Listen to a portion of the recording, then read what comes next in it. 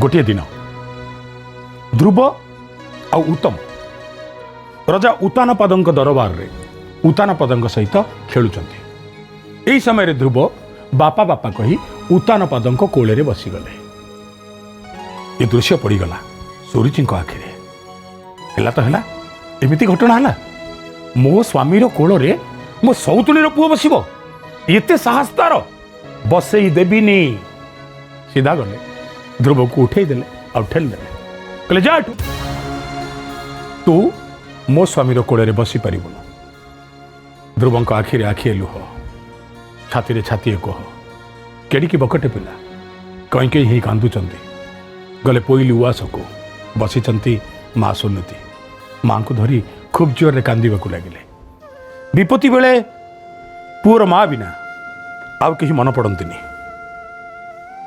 ये दुनियार सब पुओ ता विपत्ति रे माँ को मन पकाए। टिके झुंटी पड़ले ता पाटी बाहरी आसे इलो बोलो